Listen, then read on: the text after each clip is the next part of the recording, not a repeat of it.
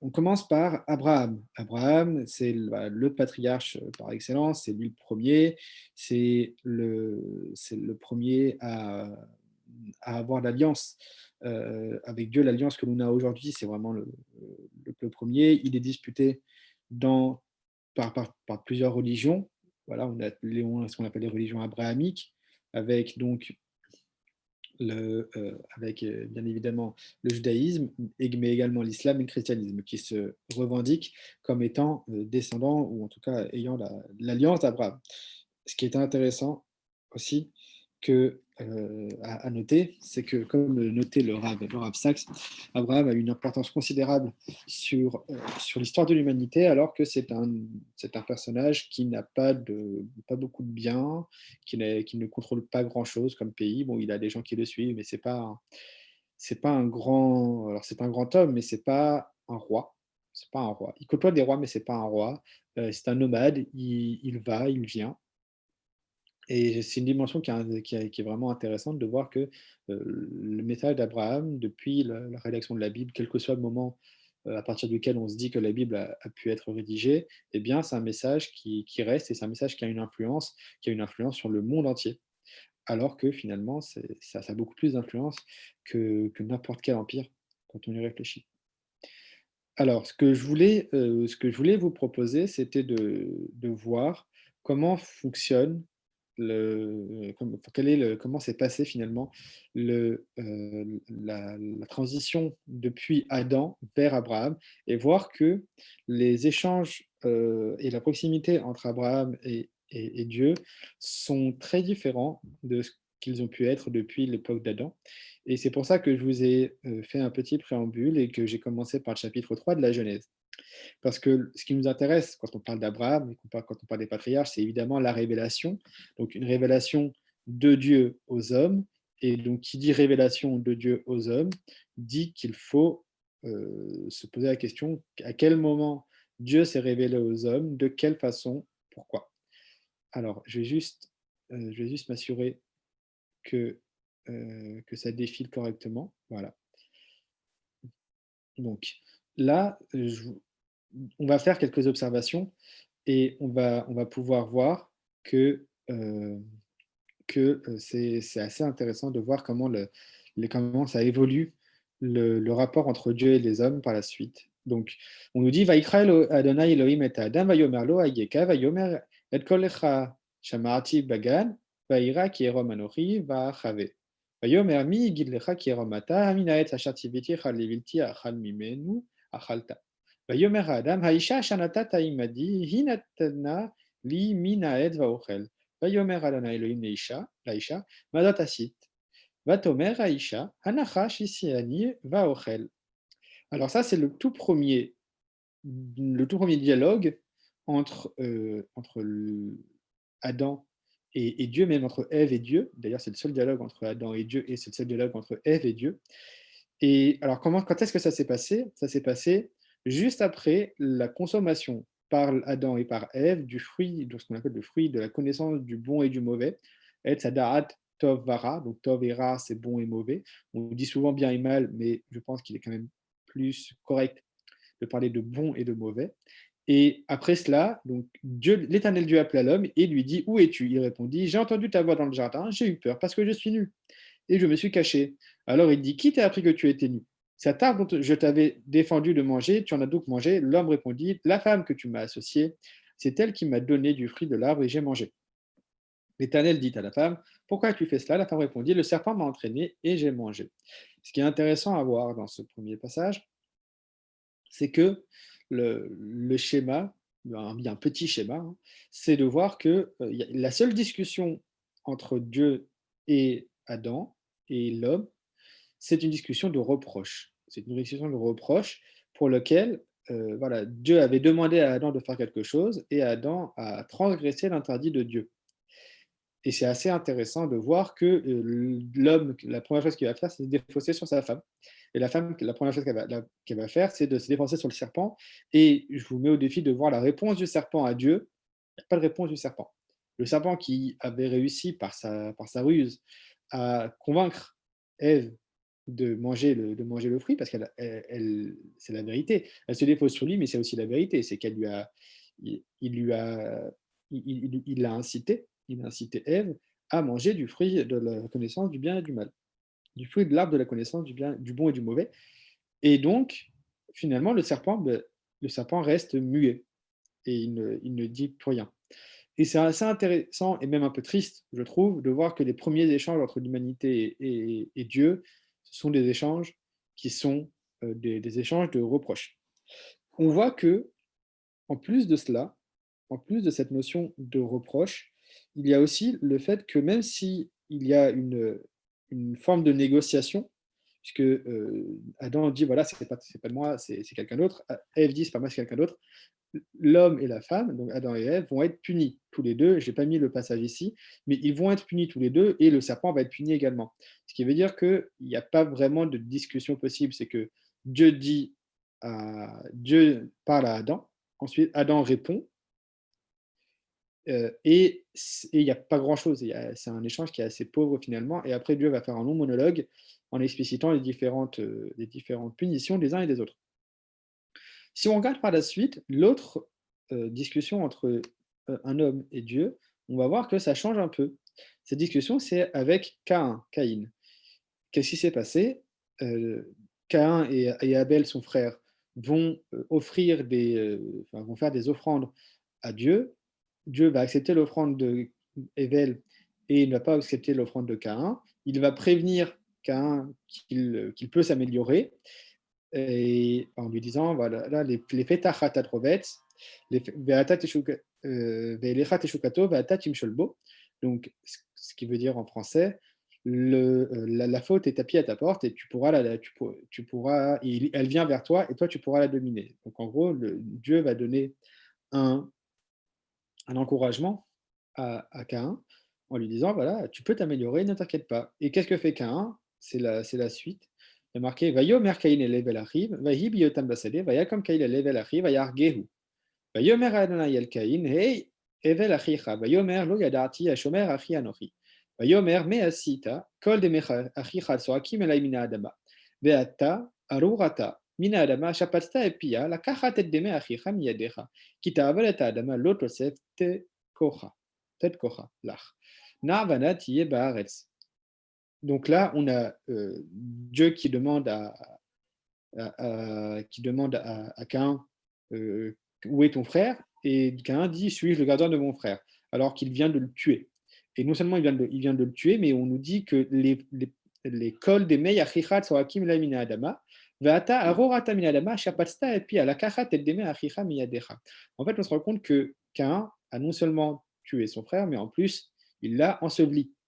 Et c'est la terre donc, qui va être maudite du fait qu'elle aura aidé à cacher le sang et, donc, et aussi la chair de Caïn, pardon, de Havel. Donc elle a aidé Caïn là-dedans. Et ce qu'on va voir, c'est que le bon Dieu va maudire la terre, il va maudire aussi Caïn, et Caïn va dire va yomer Caïn el Adonai, gadol avoni miniso, ren gerashta oti ayom me alpene adama, umipane cha esater. Donc,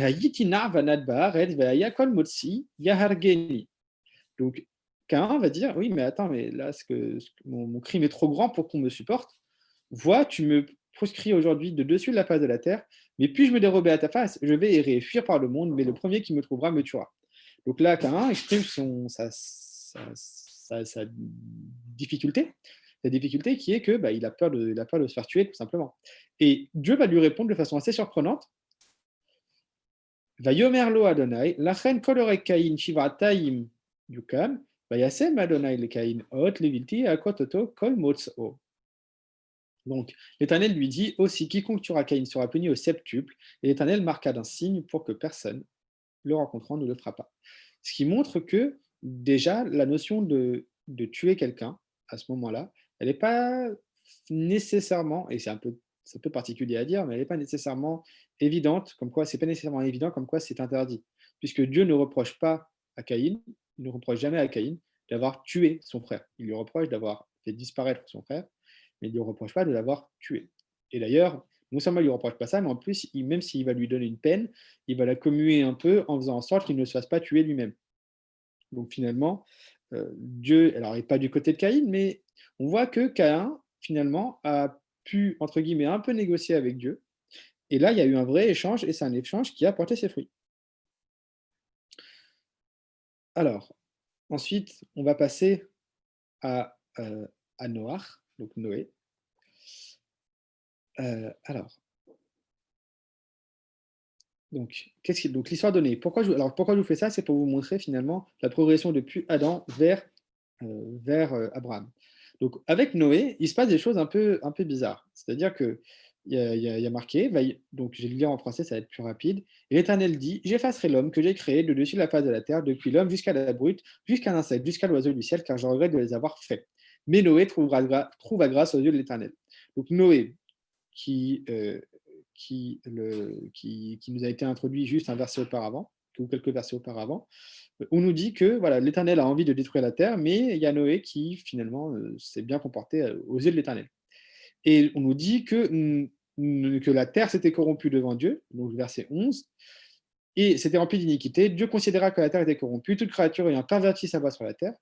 Et donc, je vous le dis rapidement, Dieu va dire à Noé, voilà, je vais faire le déluge, je vais te protéger, toi, avec ta famille, tu vas prendre un certain nombre d'animaux et de la nourriture, et après, tu vas pouvoir aller en sécurité dans cette arche.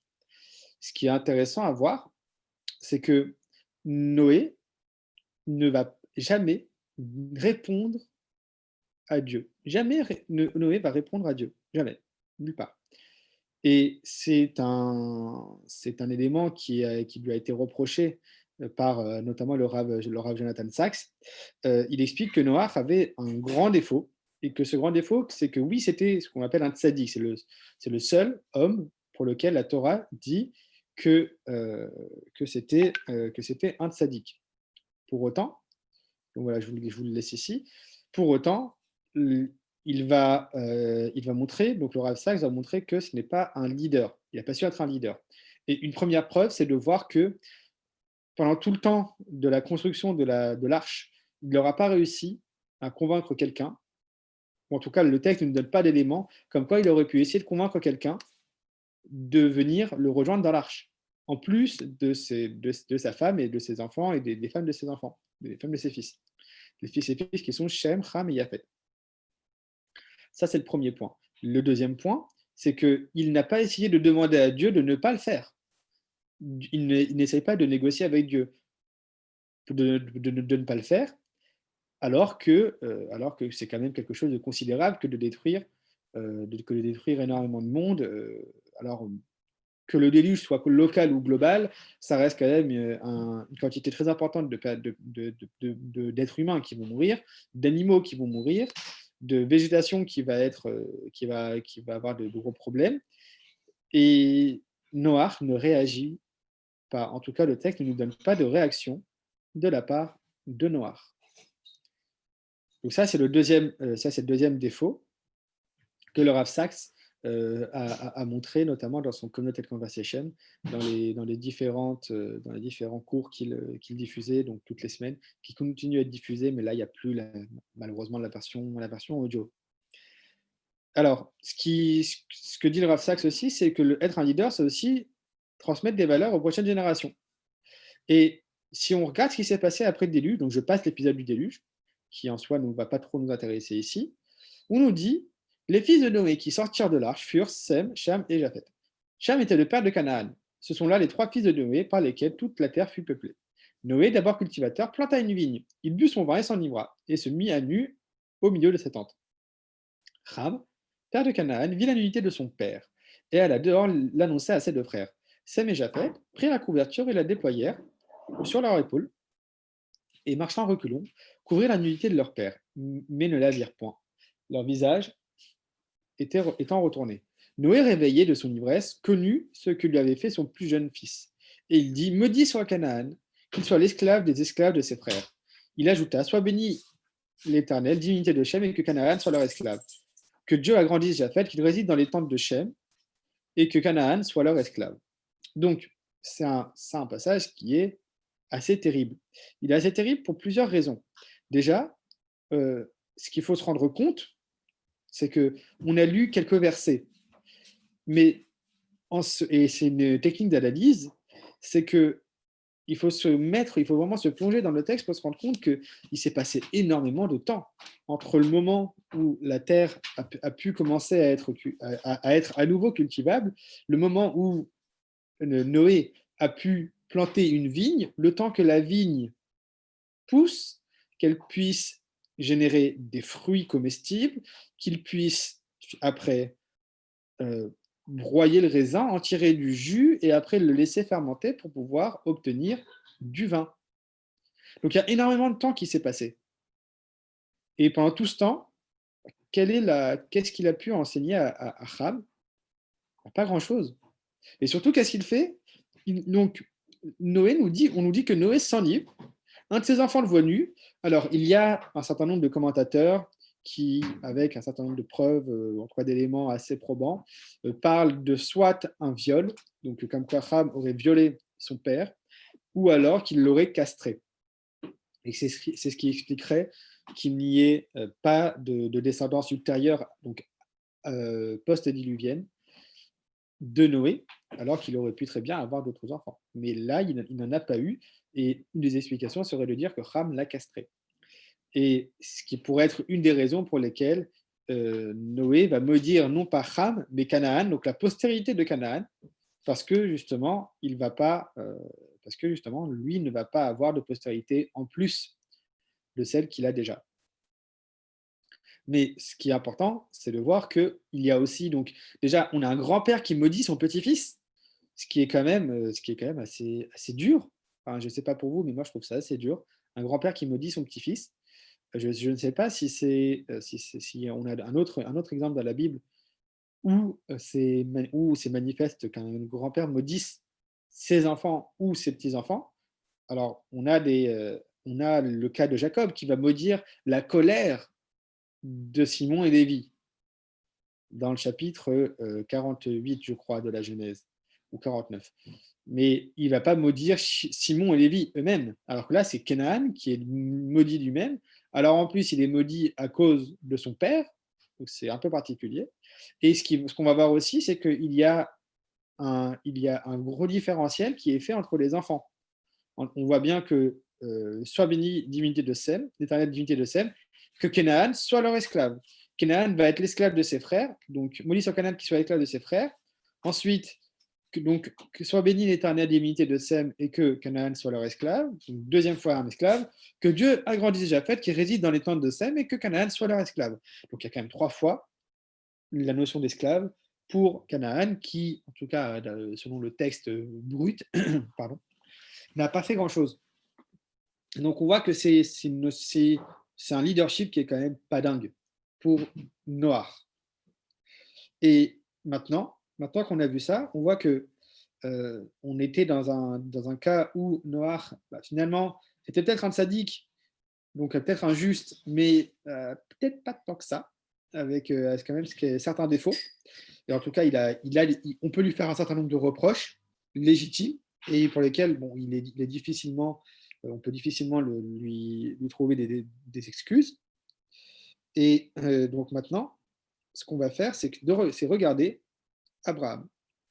Alors, ce qui est intéressant avec Abraham, alors, c'est de voir que qu'Abraham, il ne nous est sa rencontre avec Dieu ne nous est pas présentée vierge de toute chose. C'est-à-dire qu'il a un passé, Abraham. Et vous allez voir que c'est vraiment un élément important.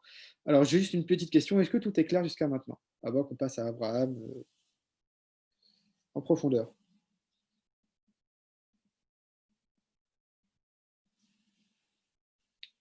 Tout va bien? Ouais, n'hésitez pas à me dire si vous avez des questions. Bon, a priori, personne n'a de questions, donc on va continuer. Ok. Ah, donc, on a Daniel Amselem, qui n'apparaît pas pourtant, c'est bizarre. Donc on va continuer avec Abraham. Abraham, il ne nous apparaît pas comme étant juste quelqu'un qui sort de nulle part. Abraham, c'est un descendant de Shem, Et on nous le présente de la façon suivante. Vaïchi terach shivaim shana, vayoled et Avram, et Nachor, ve et Haran. Ve'ele toldot terach, terach olid et Avram, et Nachor ve et Haran, ve'Haran olid et Lot. Vayamat Haran, al pene terach aviv, be'eretz molato be'ur kasdim. ויקח אברהם בן נחור להם נשים, שמש את אברהם שרי, ושמש את נחור מילכה, בת הרן אבי מילכה, ואבי יסכה. ותהי שרי יקרה, אין לה ולד. ויקח תרח את אברהם בנו, ואת לוט בן הרן בן בנו, ואת שרי כלתו, אשת אברהם בנו. ויצאו איתם מאור כסדים ללכת ארצה כנען, ויבואו עד חרן, וישבו שם. ויהיו ימי תרח 5 שנים ו200 שנה, וימות תרח בחרן. Alors, ce qui est intéressant à voir ici, c'est que je vais le traduire, et en gros, on nous propose une présentation de ce qui est Abraham et sa famille. On nous dit qu'Abraham a un père qui s'appelle Terach, il a 2 frères, un qui s'appelle Haran et un qui s'appelle Nachor. Haran avait un fils qui s'appelle Lot, on va voir que c'est important. Nachor s'est marié avec une femme qui s'appelle Milka.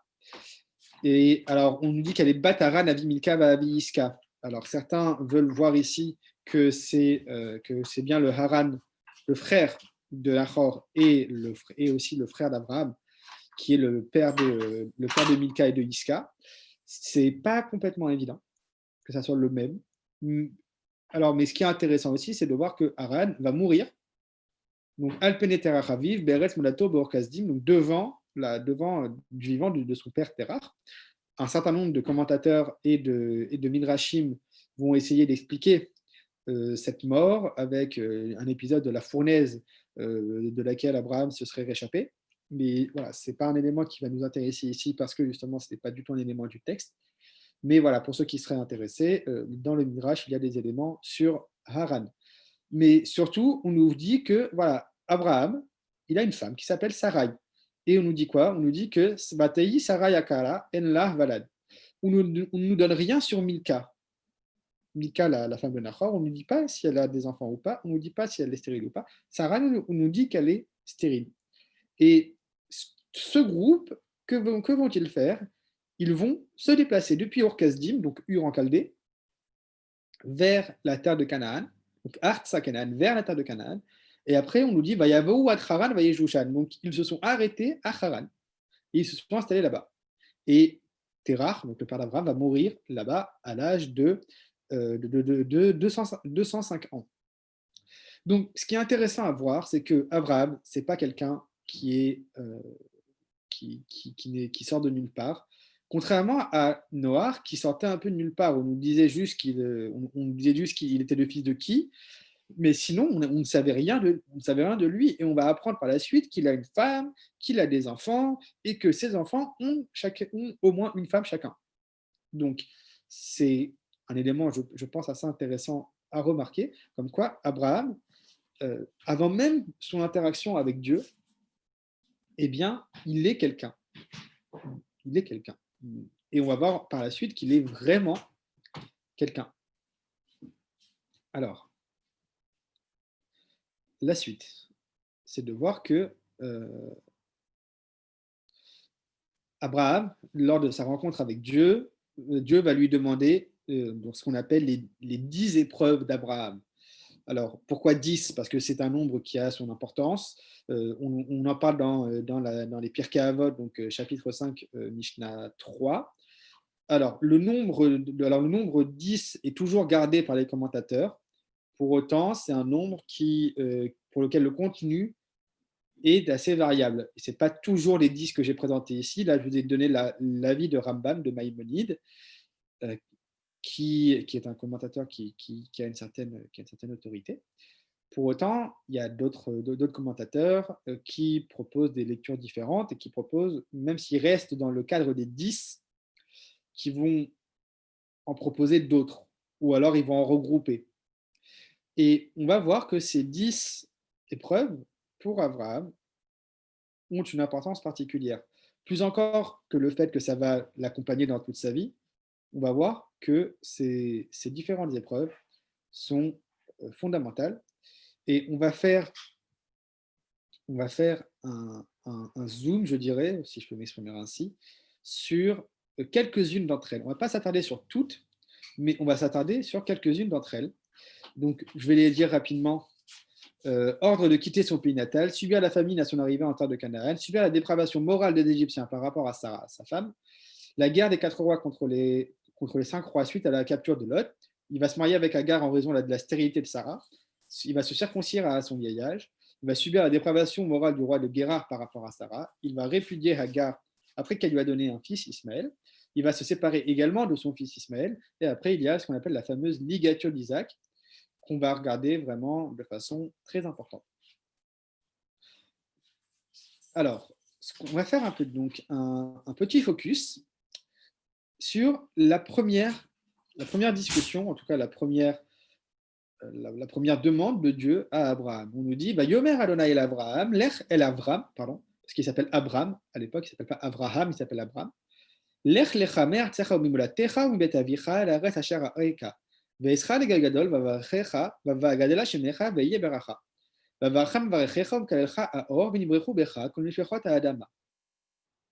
Donc, Dieu dit à Abraham, éloigne-toi de ton pays, de ton lieu natal et de la maison paternelle, et va au pays que je t'indiquerai. Je te ferai devenir une grande nation, je te bénirai, je remplirai ton nom glorieux, et tu seras un type de bénédiction. Je bénirai ceux qui te béniront, et qui t'outragera, je le maudirai, et par toi seront heureuses toutes les races de la terre. Alors, Mishpechot à Adama, Mishpechot à Adama, ça peut être les races de la terre, ça peut être les familles de la terre. Donc, ce qu'on va pouvoir voir ici, c'est la suite qui va être importante. Déjà, il dit Vesra les Gadol. Il dit, donc Dieu dit, je te ferai un grand peuple. Or, pour rappel, on a vu avant que Sarah, qui s'appelle Sarai à l'époque, elle est complètement stérile. Elle est stérile, Sarai. On nous dit elle la valade. Alors, une explication, c'est de dire classiquement elle n'a pas eu d'enfant, mais elle la valade peut être aussi vue comme elle n'avait pas de matrice, donc elle ne pouvait même pas espérer enfanter. Ce n'est pas juste un petit problème technique, c'est vraiment un problème complètement fonctionnel, ce qui augmente la portée du miracle quand elle a pu avoir son fils Isaac, comme on le verra par la suite. Et là, finalement, mais Dieu va dire à Abraham, je te ferai un grand peuple. Bon, Abraham va pas broncher. Comme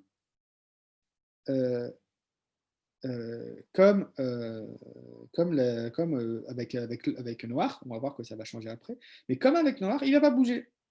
On nous dit, Vayelech Avram, Kaachar diber elav Adonai, Vayelech itolot, Ve'avram, ben chamesh shani ve'shivim shana, ve'seto mecharan. Vayikach Avram, et Sarah yishto, ve'et Lot ben Achiv, ve'et kol rechusham asher achashu, ve'et hanefesh asher asu becharan. Vayetzu lalechet arsa Kenaan, vayaveu arsa Kenaan. Alors, là, je vais vous poser une petite question. En lisant ce passage-là, donc je vais le traduire rapidement.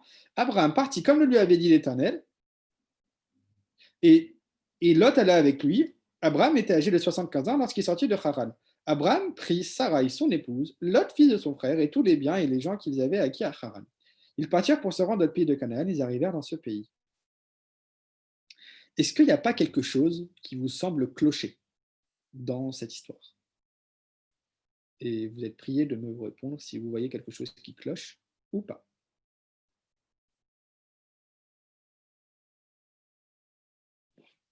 Bien évidemment, il y a quelque chose qui cloche, mais la question c'est quoi? Qu'est-ce qui pose problème ici?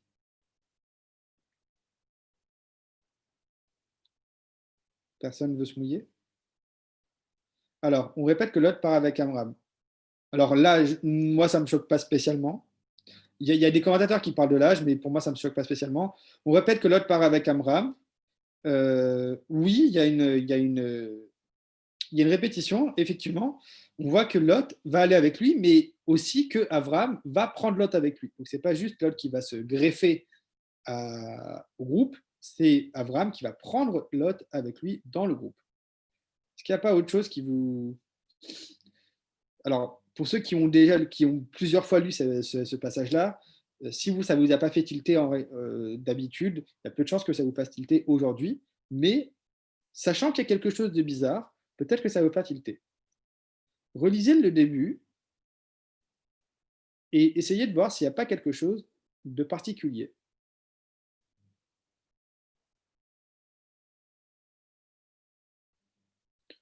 Voilà. Si dans Canaan est maudit, on envoie Abraham à Canaan. Alors, à Canaan est maudit, oui, mais c'est le peuple de Canaan qui est maudit. C'est pas la terre en elle-même qui est maudite. Mais c'est une bonne remarque. Enfin, j'y avais pas pensé. Voilà, j'avais jamais pensé que effectivement il y a quand même une difficulté dans le fait que Canaan est maudit et qu'on envoie Abraham en terre de Canaan. Donc c'est un peu bizarre de donner le nom de quelqu'un de maudit à la future terre promise. C'est une très très bonne remarque. Il faudra que je creuse. Ouais, merci Sandra, c'est une très bonne remarque. Ah voilà. Alors effectivement, on a les MCLM qui ont trouvé mon problème. Et tous les biens et tous les gens qu'ils avaient acquis à Haran, alors que Dieu demande à Abraham de s'éloigner de son pays, de son lieu natal et de la maison paternelle. Oui, c'est exactement ça. Moi, ce qui me chiffonne, en plus de ça, c'est qu'il y a marqué l'er lecha. L'er lecha. Il va, alors lecha, on traduit classiquement pour toi, vraiment, c'est pour toi, c'est pas pour quelqu'un, mais c'est pour toi, mais c'est l'er, c'est va. Et c'est pas, et quand on a un, alors vers, c'est pas c'est l'air, c'est pas vers quelque chose. L'air c'est va pour toi. C'est pas, alors on peut dire vers toi, mais disons que ce mouvement-là, mais c'est pas juste la notion de mouvement qui m'importe, c'est plutôt la notion de deuxième personne du singulier. C'est va, c'est toi va, lecha, vers toi, pour toi, peu importe, mais c'est pour toi. Il n'y a personne d'autre qui est inclus dans ce que propose le bon Dieu. Et en plus, si on veut être logique, en tout cas une certaine logique voudrait que quand Dieu dit à Abraham, je vais te faire de toi un grand peuple, alors que Sarai, elle est stérile, est-ce que ça n'aurait pas de sens de se dire, bon, bah, je vais chercher une autre femme, parce que Dieu m'a dit, je vais avoir une grande descendance. C'est pas ce qu'Abraham fait. Abraham, non seulement il va partir, mais il va partir avec tout le monde. Il ne part pas tout seul. Et c'est très bizarre. Alors, on va voir que, on pourra voir aussi un peu plus tard, mais on ne va pas le faire aujourd'hui, que quand Jacob doit s'enfuir vers Haran ou Padan Aram, sur la demande de son père, il y a marqué l'Er Padan Aram. Il va tout seul. En fait, il y va vraiment tout seul. Et donc là, le Lech Lecha, a priori, vu la répétition de la deuxième personne du singulier, a priori, Abraham, il aurait peut-être dû y aller tout seul. Alors, on nous dit, Vayelech Avram, Kaachar Diber Elav Adonai, Vayelech Itolot. On a encore une fois le Lech, donc on a le Vayelech, donc Lech, mais il n'y a pas le Lecha. Donc, Vayelech, il a fait comme Dieu lui a demandé, il est parti, mais il n'a pas fait Lecha, justement. Vayelech Itolot, et Lot est venu avec lui. Et Abraham a pris sa femme, il a pris son neveu, il a pris toutes les possessions qu'ils avaient et tous les gens, donc éventuellement des convertis ou un groupe, qu'ils avaient fait avec eux. Et ils partirent au pays de Canaan. Ils arrivèrent en Canaan. Donc, je pense qu'il y a déjà un gros problème dans cette première épreuve d'Abraham qui n'a pas été complètement accomplie, qui n'a pas été complètement accomplie, et comment on voit qu'elle n'a pas été accomplie, on va le voir plus tard. On va voir plus tard qu'il y a une façon de voir qu'effectivement elle n'a pas été accomplie, mais qu'elle sera complètement accomplie après. Et ce qu'on peut voir vraiment, c'est que Lot ben, ben Achiv, donc Lot ben Achiv, c'est le frère, donc c'est le fils de son frère. Son frère, c'est la maison de son père. C'est la maison de son père. Et pourtant, donc là, en faisant ça, il n'abandonne pas vraiment la maison de son père. Il n'abandonne pas vraiment la maison de son père. Alors, ce que je propose, en fait, c'est maintenant de voir qu'est-ce qui peut avoir motivé Dieu d'avoir demandé ça, puisqu'on voit qu'Abraham, il a quand même plutôt échoué. Il est OK, il est parti, mais on voit que le truc le plus important, la notion la plus importante, qui est de va pour toi, ou va vers toi, enfin, en tout cas, toi va, donc seconde personne du singulier pour les deux, bah, il ne le fait pas vraiment.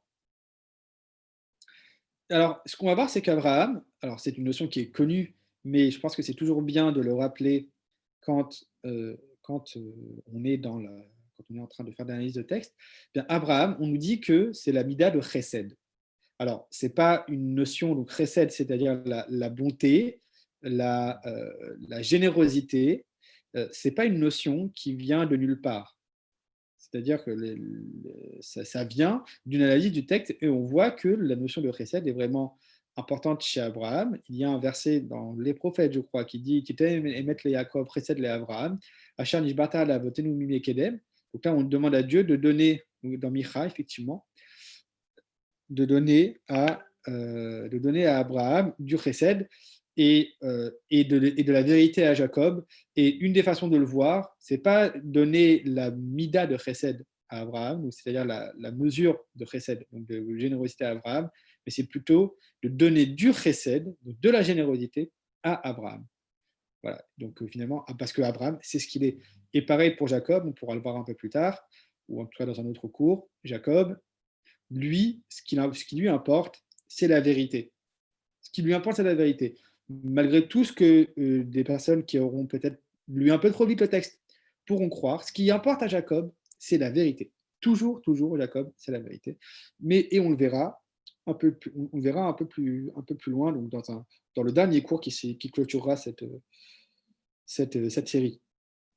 Mais donc, pour montrer un exemple de la dimension de chesed, donc de générosité d'Abraham, on va voir la chose suivante. Donc, c'est le début de la paracha Vayera.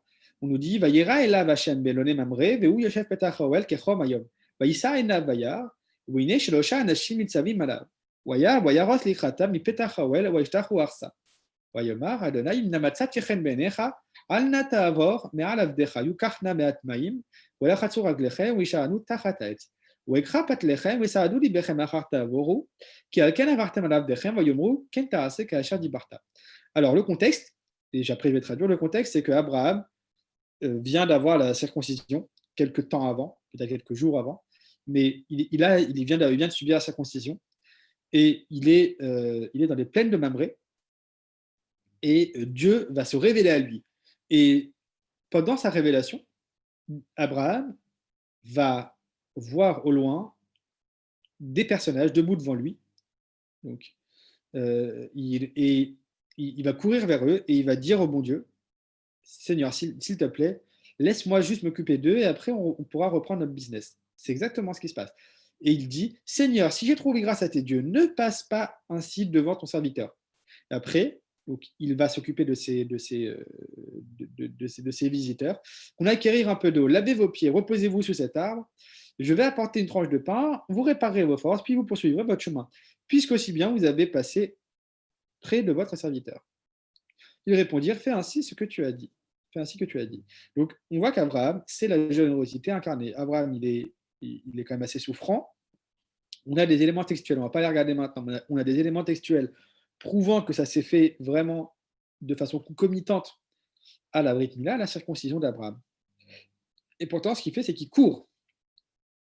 Il court vers eux au sein de la tente, il se prosterne et il va leur faire dans ce qu'on appelle l'Arknasat Ochrim, à savoir l'accueil des invités. Et donc, c'est un homme qui est bon. Abraham, c'est un homme qui est bon. C'est un homme de bon et c'est un homme qui ne cherche pas les histoires. Il est très sociable, Abraham.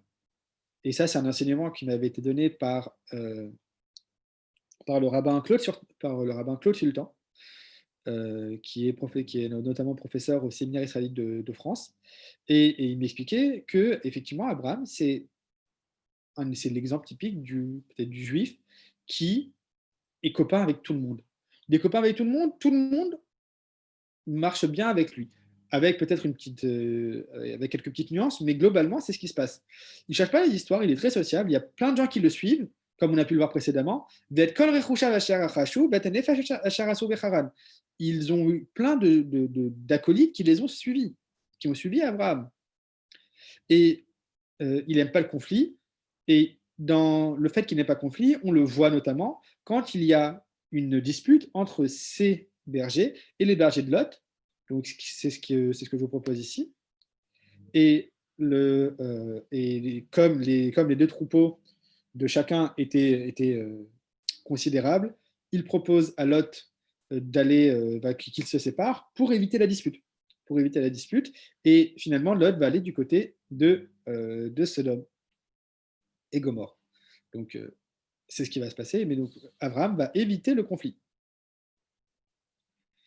Alors, ce qu'on va voir aussi, c'est que Abraham va aller jusqu'à combattre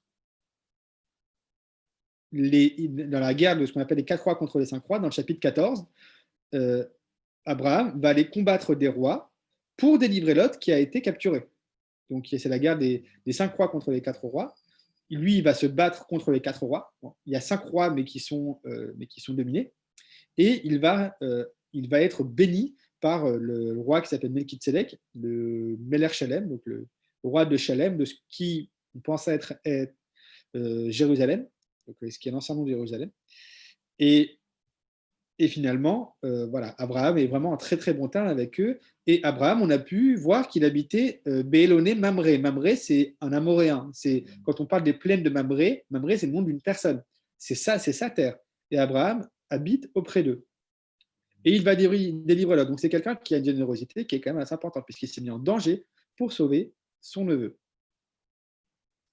Alors, maintenant, ce que je vous propose, c'est de regarder, donc maintenant qu'on a bien cerné qui c'est Abraham et quelle est sa nature, donc sa nature de générosité, et aussi peut-être un petit point, c'est on voit qu'Abraham, il est un peu matérialiste sur les bords. C'est-à-dire qu'il a beaucoup, beaucoup, beaucoup de biens. Il est vraiment très, très riche. Il n'est pas spécialement contre le fait d'être très riche. Quand il parle à Sodome, au roi de Sodome, après la guerre des 5 rois contre les 4, il va lui dire, voilà, je ne veux pas qu'on dise que je me suis enrichi grâce à toi, mais pour autant, Abraham, c'est quand même quelqu'un de très riche. C'est quelqu'un qui a beaucoup de biens. D'ailleurs, on a pu le voir précédemment, et qui va continuer à avoir beaucoup, beaucoup, beaucoup de biens. Et ça, c'est un élément qui est important. Et c'est bien là, on va voir que c'est bien qu'il n'a pas pu se détacher lorsqu'il y a eu le premier Lech Lecha. On va voir ce qui va se passer quand il y a le second Lech Lecha. Parce qu'il y a bien un deuxième Lech Lecha. Le deuxième Lech Lecha, donc, qui est Va pour toi, il se trouve ici. Donc, dans le chapitre 22 de la Genèse, où nous dit Achar adevarim haele, Elohim nisat Avraham, Yomer elav Avraham, Yomer ineni. Yomer kachna et bincha et yechidecha, shara atat Yitzhak, velech lecha el eretz Amoria, ve'ale ushamer ola, alach adevarim, asher omar elecha. Donc, il arriva d'après ces faits que Dieu éprouva Abraham. Il lui dit Abraham, il répondit me voici. Il reprit prends ton fils, ton unique, celui que tu aimes, Isaac. Achemine-toi vers la terre de Moria et offre-le en holocauste sur une montagne que je te désignerai.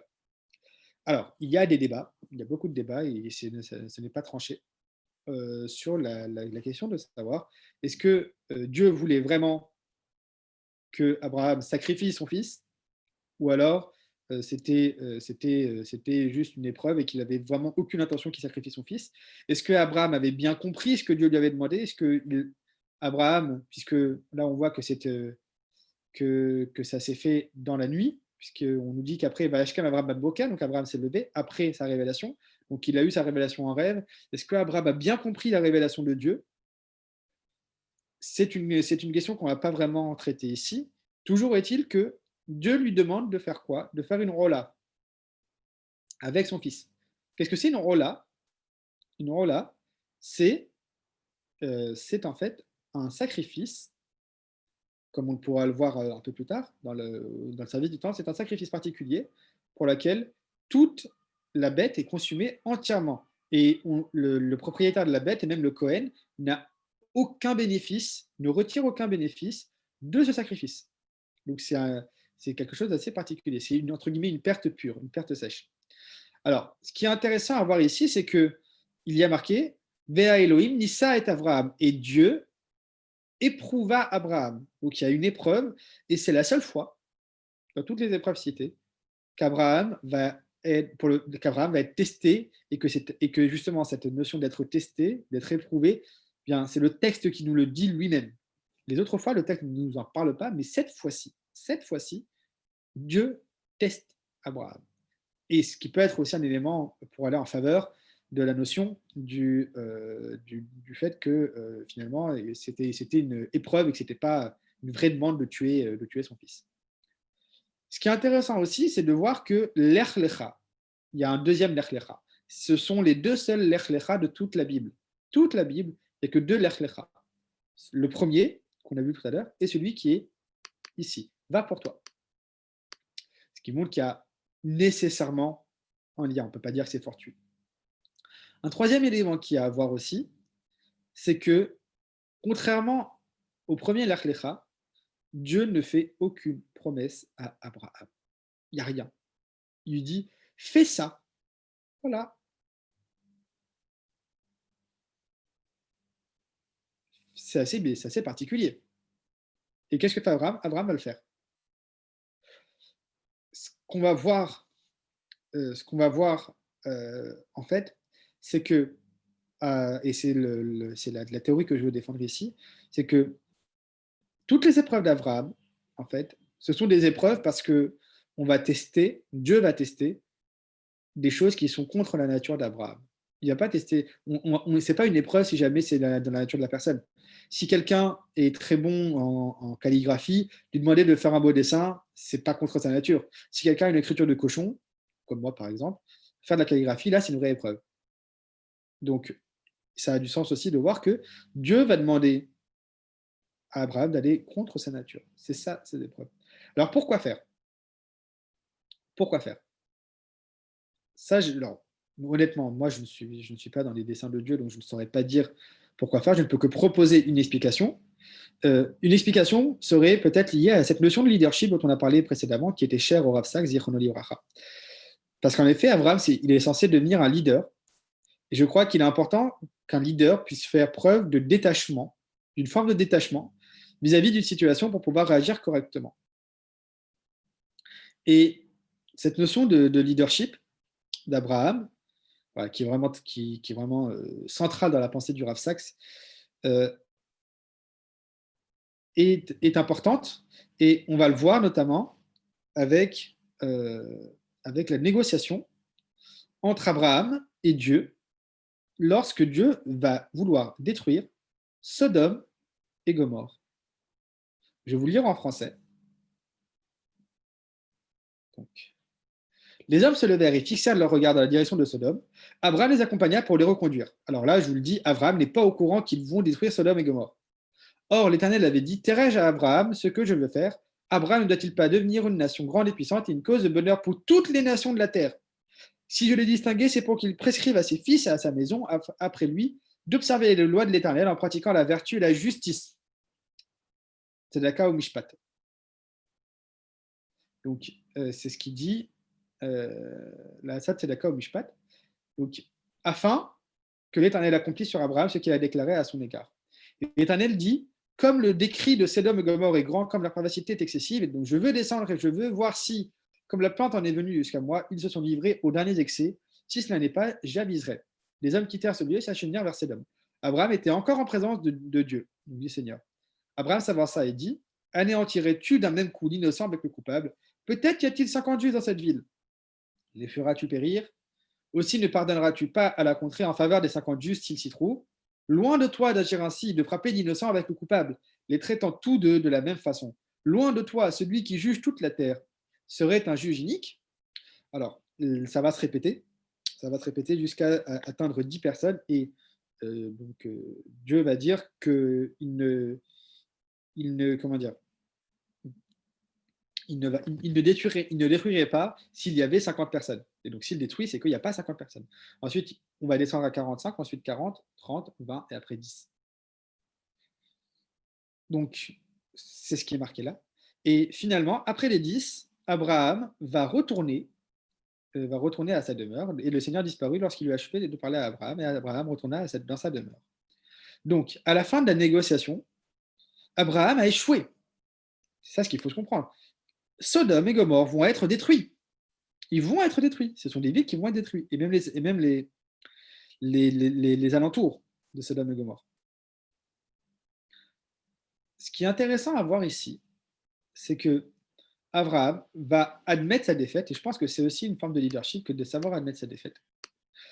En plus de cela, il y a une forme de leadership du fait que quand il a fait cette plaidoirie pour les gens de Sodome et Gomorrhe, bah, il ne mentionne jamais Lot. Ce sont des étrangers, pour lui, il ne les connaît pas. Quand il a parlé une fois avec le roi de Sodome, mais il ne voulait rien avoir à faire avec lui, il n'a pas de lien avec eux. En tout cas, il ne mentionne pas le lien qu'il a avec Lot. Lot, celui pour lequel il a voulu, enfin, il a fait la guerre. Il a fait la guerre pour Lot, pour délivrer Lot. Là, il ne le mentionne même pas. Il est un leader qui arrive à se détacher de tout et même de Lot, le fils de son frère. Il ne sait pas à ce moment-là, en tout cas, il n'y a aucune raison de croire qu'il le sait, que Lot va être sauvé grâce à son mérite. D'ailleurs, le sort de Lot reste assez incertain. Je ne l'ai pas mis ici dans le texte, mais le sort de Lot est très, très, très incertain. Jusqu'à la dernière minute. Et pourtant, Abraham, quand le Seigneur, donc le Seigneur disparu lorsqu'il eut achevé de parler à Abraham, et Abraham retourna dans sa demeure. Abraham a su accepter sa défaite. Il a su accepter que Dieu voulait l'éprouver éventuellement, puisqu'il l'a laissé négocier. Il a montré à Dieu qu'il est capable de négocier. C'était ça le plus important. Contrairement à Noach, qui n'a pas négocié, en tout cas dont le texte ne nous donne pas d'informations qu'il ait pu négocier. Noach n'a pas d'informations sur la notion de négociation, mais l'autre grandeur d'Abraham, et c'est celle qu'on oublie peut-être, c'est que pour accepter la volonté de Dieu, il est prêt à se séparer de son neveu, Lot.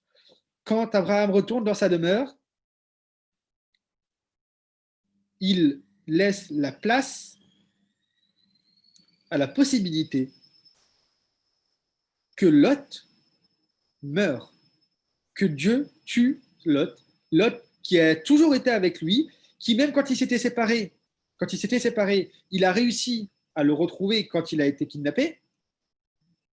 Lot, qui est l'une des seules choses qui restent de son frère, Haran, eh bien, il accepte l'idée qu'il puisse ne plus jamais le revoir. Parce qu'auparavant, la séparation qu'il avait eue avec Lot, c'était une séparation physique, mais pas sentimentale, et éventuellement, il y avait une possibilité de retour.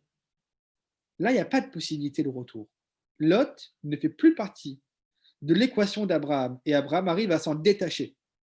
Abraham qui a besoin, en tout cas, il semble avoir besoin d'avoir beaucoup de gens avec lui, eh bien, il se détache de son parent le plus proche, après sa femme et son fils. Et justement, on va y venir. Si on revoit, donc si on reprend maintenant le Lech Lecha, le premier Lech Lecha. Yomer Adonai el Avram, Lech Lecha me'artzecha u'mevatecha, etc.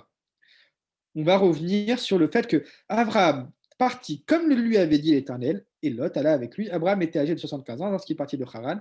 Il prit Sarah et son épouse, Lot, fils de son frère, et tous les biens et les gens qu'ils avaient acquis à Haran. Ils partirent pour se rendre dans le pays de Canaan, et ils arrivèrent dans ce pays. Lorsqu'il y a la,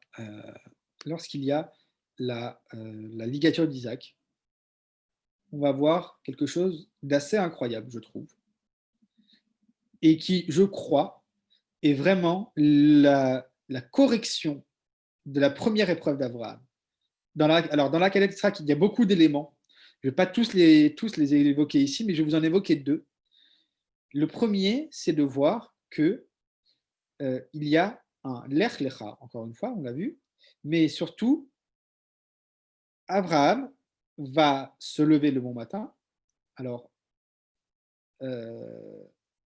et il va atteler son âne, il va prendre, Vaikar Shene Aranto, Ve'et Yitzhak Beno, Vaivaka Atseola, Vayakam, Vayelech, Elamakam, Asher Malo, Elohim.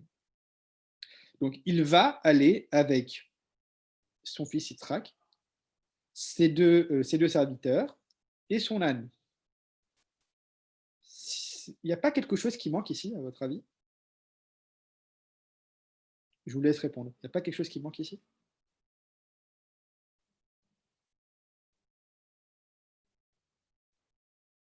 Personne ne voit ce qui manque? Oui, il manque sa femme. Il n'y a pas Sarah. Sarah, elle n'est pas là. Alors que c'est de Sarah, c'était impératif que ça soit Sarah qui lui donne un enfant, qui lui donne Yitzhak. Eh bien, Sarah, elle ne va pas l'accompagner. Et d'ailleurs, Sarah ne va plus parler à Abraham. Plus jamais Sarah va parler à Abraham.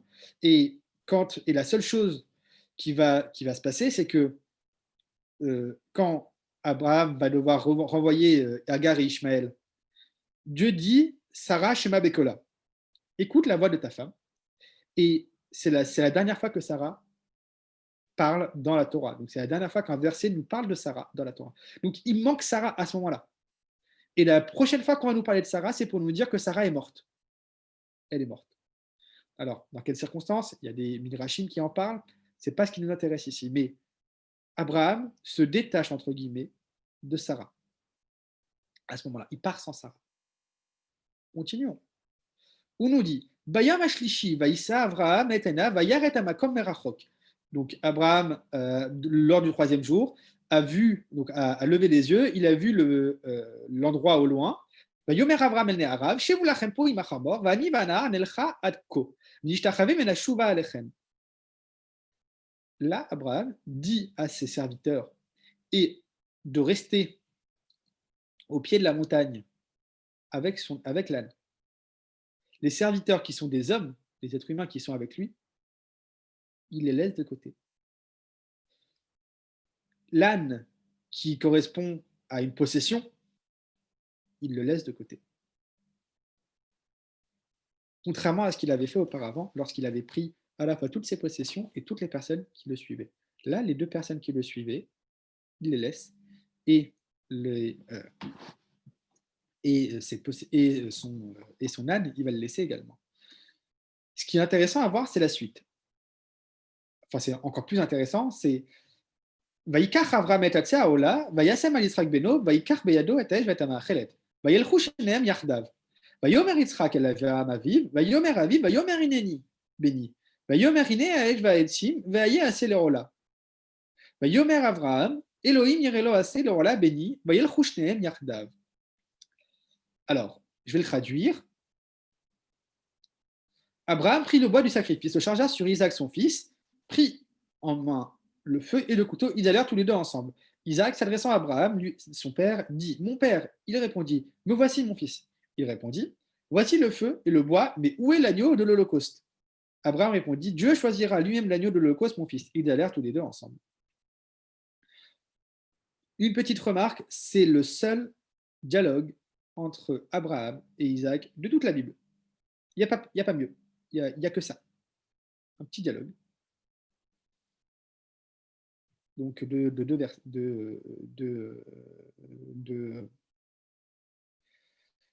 versets.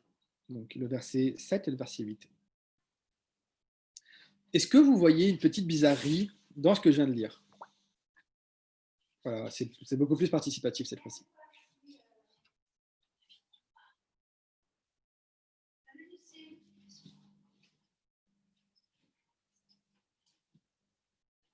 Alors, est-ce que vous voyez Alors, la question, c'est est-ce que vous voyez une bizarrerie dans ce qu'on vient de lire?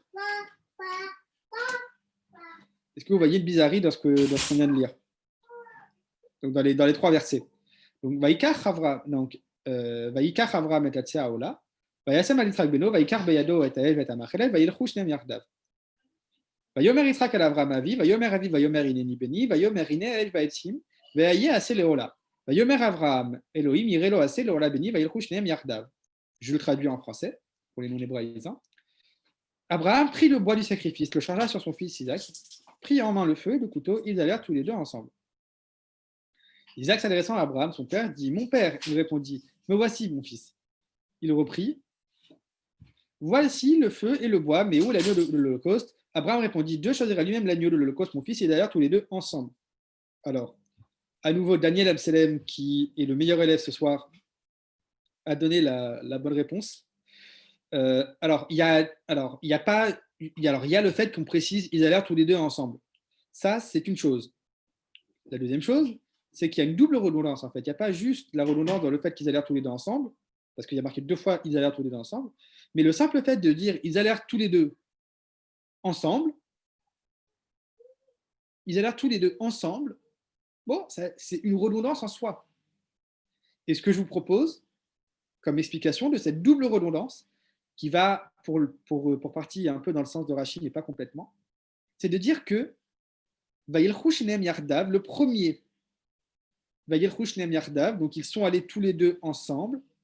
Yardav, c'est seul, c'est pas juste ensemble, c'est ensemble, donc les deux ensemble et personne d'autre. Ce qui veut dire qu'à ce moment-là, le verset nous donne une information, non pas qu'ils étaient tous les deux, bon, on savait qu'ils étaient tous les deux, mais qu'il n'y avait personne d'autre avec eux. Les deux serviteurs, ou entre les deux nés arabes, les jeunes gens qui étaient avec eux, l'âne qui était avec eux, eh bien, ils sont restés en bas de la montagne et ils sont allés, eux deux seulement, au sommet de la montagne. Ça, c'est le premier. Le deuxième, que je vais interpréter différemment, bien évidemment, je le propose de la façon suivante.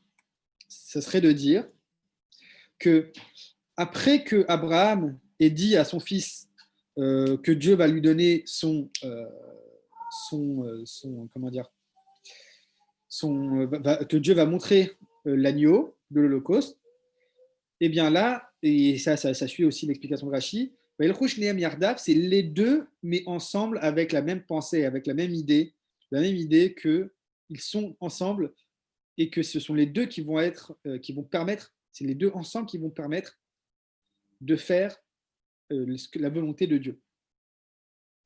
Et c'est pas juste deux personnes séparées, c'est un groupe. Et donc c'est pour ça le Yardav, c'est les deux ensemble, c'est soudé et ce que Rachid dit Belef Shavé, donc avec un cœur égal. Et donc ce Belef Shavé est une information donc donnée par Rachid pour dire qu'ils étaient vraiment les deux dans le même objectif. Et donc peut-être que Yitzhak avait peut-être compris quelque chose. Il a peut-être compris que ça tournait par là. Même s'il y a des éléments dans ce que dit Abraham qui peuvent laisser penser qu'Abraham n'avait vraiment pas l'intention de sacrifier son fils, toujours est-il que, en tout cas, Yitzhak, il est avec son père. Il est avec son père. Ce qui est encore plus intéressant que cela, je pense, c'est la notion de mon fils. À chaque fois,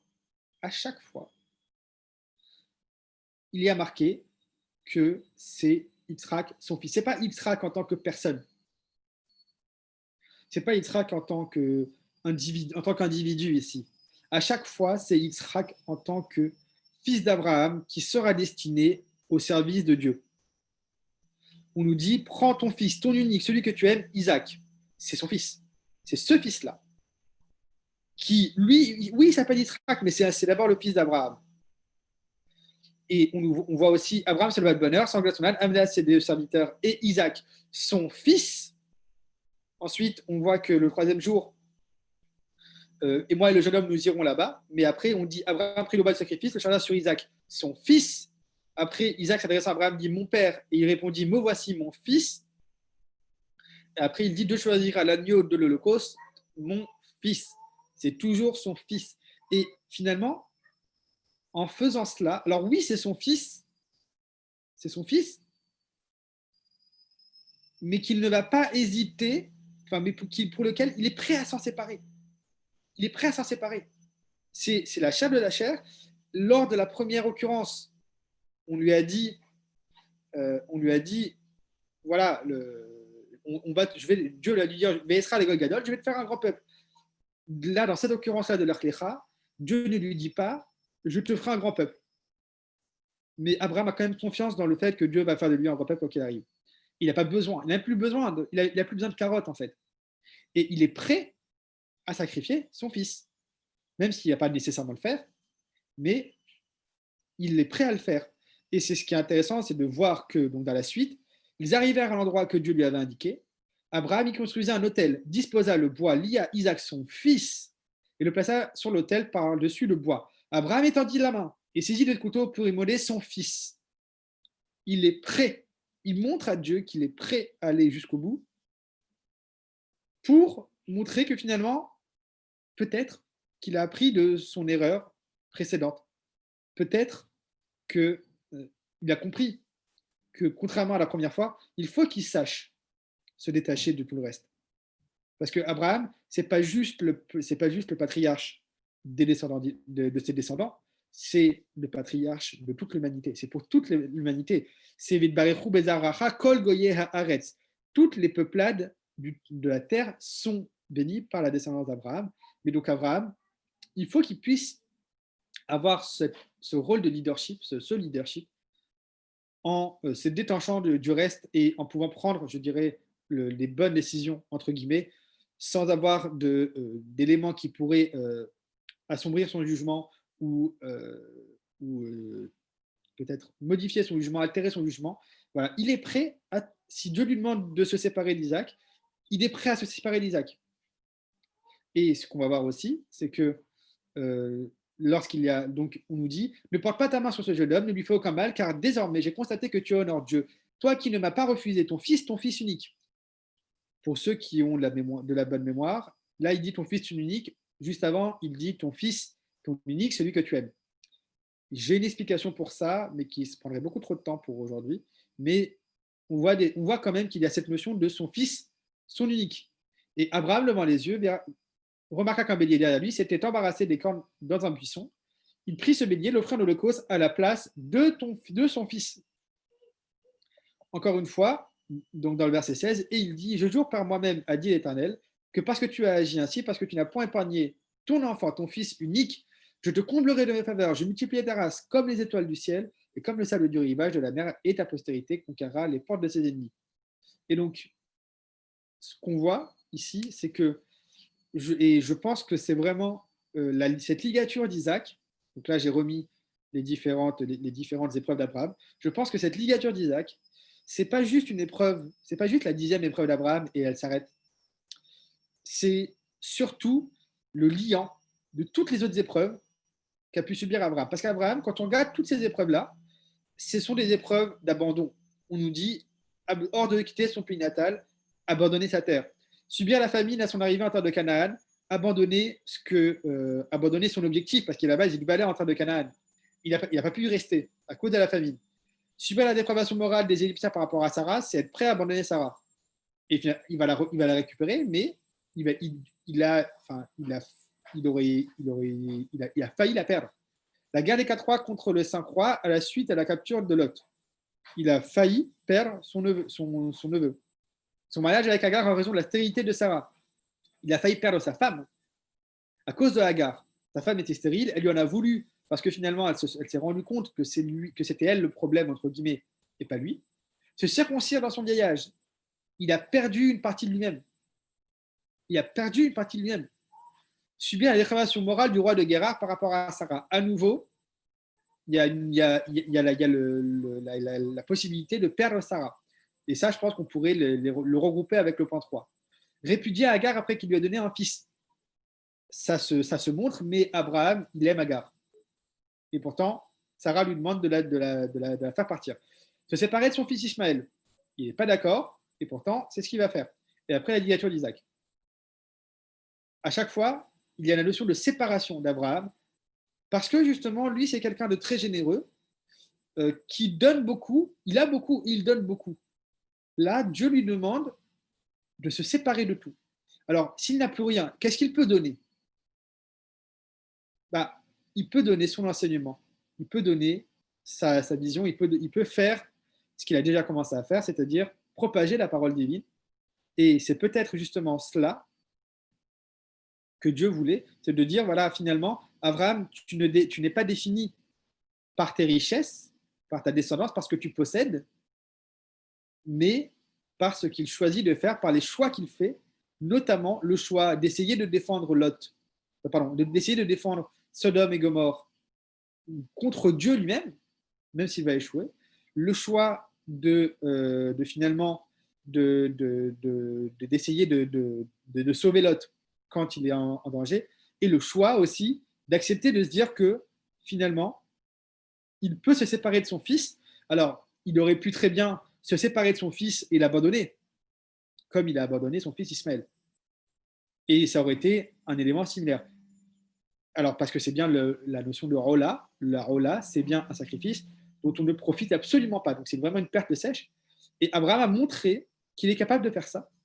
Et donc, en faisant ça, il montre à Dieu qu'il se définit par, par justement sa confiance en Dieu et par rien d'autre. Et c'est ce qui, je crois, fait la grandeur d'Abraham. Et là, je me suis arrêté à la ligature d'Isaac. Il est possible de voir que ça continue par la suite jusqu'à la mort d'Abraham. Mais voilà, on ne va pas le faire ce soir parce que ça prendra encore beaucoup de temps. Mais l'idée, c'est de montrer qu'Abraham voilà, sera fidèle à Dieu, même s'il n'a pas toujours réussi à ce que Dieu lui a demandé, mais il va rester fidèle à Dieu depuis sa première rencontre et même jusqu'à sa mort.